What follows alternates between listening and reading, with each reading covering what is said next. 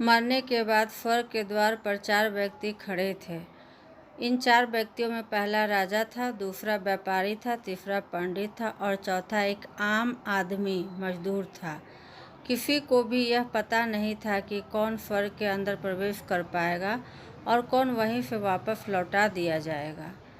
सब स्वर्ग का दरवाज़ा खुलने की राह देख रहे थे और आपस में बातें कर रहे थे। जैसे कि राजा को मरने से पहले से ही आदत थी, उसने अपनी बात सबसे पहले बताई। राजा ने कहा, मैं बहुत प्रख्यात राजा हूँ। मैंने धरती पर अपना बहुत नाम कमाया है, इसलिए पूरी संभावना है कि मैं ही स्वर्ग में जाऊँगा। फिर व्यापारी ने अपनी बात सामने रखी। वह बोला, मैंने धरती पर खूब धन कमाया और उस धन से मैंने सैकड़ों लोगों की मदद की, इसलिए मैं ही स्वर्ग का हकदार हूँ। अब बारी थी पंडित की, तो पंडित ने मुंह खोला और सबको यह कहा, चाहे तुम जो सोच लो, लेकिन यह बात तो तय है कि स्वर्ग के दरवाजे खुलेंगे तो मेरे लिए ही। सब जानते हैं कि पंडित दिन रात भगवान को याद करते हैं, इसलिए स्वाभाविक है कि स्वर्ग में पंडित का स्वागत किया जाए। जब सबने अपना अपना पक्ष रख दिया, तब सबकी नज़र उस मजदूर पर थी जो चुपचाप अपनी नज़रें नीचे झुकाए बिना कुछ बोले वहीं पर खड़ा रहा। स्वर्ग का दरवाज़ा खुला और वहाँ पर एक देवदूत आकर खड़ा हो गया। देवदूत के हाथों में एक पुस्तक थी जिसमें इन सभी के कर्मों के बारे में लिखा हुआ था। दूत ने सबसे पहले राजा को अपने पास बुलाया और उसको पूछा, तुम बताओ, तुमने अपने जीवन में क्या क्या अच्छे कर्म किए हैं। मैं उन्हें इस पुस्तक में देखकर फैसला करूंगा कि तुम्हारे अंदर आने देना है या नहीं। राजा ने कहा, मेरा राज्य जितना बड़ा था उतना ही समृद्ध था और मेरी राज्य के सभी लोग खुशहाल थे, सभी बड़े आनंद से रहते थे।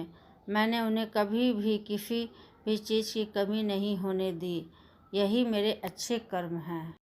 देवदूत ने अपने पुस्तक में देखा और देखने के बाद राजा से कहा, तुम सच बोलते हो। तुमने अपने राज्य की प्रजा को बहुत सुखी रखा था, लेकिन तुमने अपने राज्य की सीमा बढ़ाने के लिए जितने युद्ध किए थे, उन युद्ध की वजह से हजारों सैनिकों ने अपनी जान गंवा दी थी।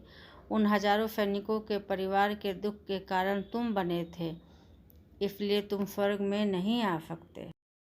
अब बारी थी व्यापारी की। व्यापारी से जब देवदूत ने पूछा कि तुम्हारे अच्छे कर्म क्या हैं, तब व्यापारी ने उससे कहा, मैंने सैकड़ों लोगों को खाना खिलाया, कई आश्रमों में दान किया, कई निराश्रित लोगों के लिए घर बनाकर दिया।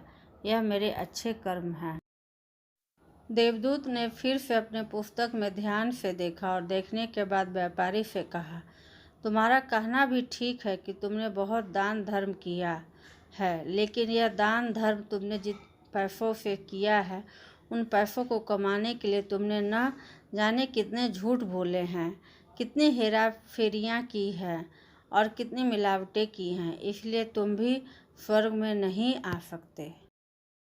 जब पंडित से यही सवाल किया गया तो पंडित ने बड़े ही आत्मविश्वास के साथ कहा, मैंने अनगिनत लोगों को ज्ञान दिया है, हजारों यज्ञ और पूजाएं की हैं और दिन रात भगवान का जाप किया है। इससे अच्छे कर्म और क्या ही हो सकते हैं। देवदूत ने अपनी पुस्तक के अंदर झांक कर देखा और पंडित से कहा, आपने जितने भी लोगों को जो भी ज्ञान दिया है, उन बातों पर खुद कभी अमल नहीं किया। आपने यज्ञ, पूजा या भगवान का नाम निस्वार्थ भाव से कभी नहीं लिया, इसलिए आपका भी स्वर्ग में आना प्रतिबंधित है। मजदूर यह सब देखकर हैरान था। वह अब तक जिन्हें महान समझता आ रहा था, उनकी व्याख्या स्वर्ग के दरवाजे पर आकर बदल गई थी। धरती पर जिन कर्मों को अच्छा समझा जाता है, उनका यहाँ पर कोई मूल्य नहीं था।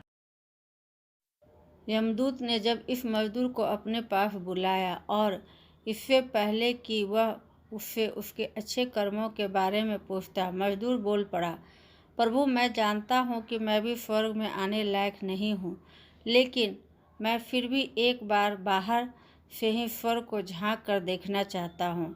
बस इससे ज़्यादा मेरी कोई इच्छा है ही नहीं। क्योंकि ऐसी इच्छा पालने के लिए मैंने जीवन में कुछ भी नहीं किया है। मैं पूरा दिन मेहनत करता और जो भी पैसे कमाता उन्हें अपने परिवार के पालन पोषण में खर्च कर देता, इसलिए दान धर्म के लिए कुछ बचता ही नहीं। लोगों की भला मैं क्या सेवा करता, क्योंकि काम के बाद जो थोड़ा सा समय मिलता उसको अपने ही बूढ़े माँ बाप की सेवा में बिता देता। और यह सब करने के बाद मैं कभी कभी मंदिर भी चला जाता और भगवान से जैसा भी मुझे दिया है उस जीवन के लिए धन्यवाद कहता। देवदूत ने अपनी पुस्तक में बड़े ध्यान से देखा और थोड़ी देर देखते ही रहा। फिर उसने मजदूर से पूछा कि तुम याद करके बताओ, तुमने कभी तो कोई अच्छा काम किया होगा। मजदूर ने थोड़ी देर सोचने के बाद बोला, हाँ, मुझे थोड़ा थोड़ा याद है। एक बार मैं बहुत भूखा था और मैं खाना ही खाने बैठा था कि एक बहुत ही कमज़ोर कुत्ता जो ठीक से चल भी नहीं पा रहा था वह मेरे पास आ गया और मेरे खाने को देखने लगा। तब मैंने अपनी रोटी उसे खिला दी थी और उस दिन मैं खुद भूखा सोया था। मजदूर की बात सुनने के बाद देवदूत मुस्कुराया और मजदूर को बड़े सम्मान से स्वर्ग के अंदर लेकर गया। इस कहानी से हमें यह शिक्षा मिलती है कि अच्छे कर्म लोभ मोह माया इन सब भाव में आकर नहीं किए जाते और ना ही उन्हें अच्छे कर्मों की श्रेणी में गिना जाता है। निस्वार्थ भाव से किया गया एक ही अच्छा कर्म भी हमारे जीवन के सारे पाप धोने की शक्ति रखता है। इसलिए जब भी मौका मिले हम लोगों को निस्वार्थ भाव से और अच्छे मन से अच्छे कर्म करना चाहिए।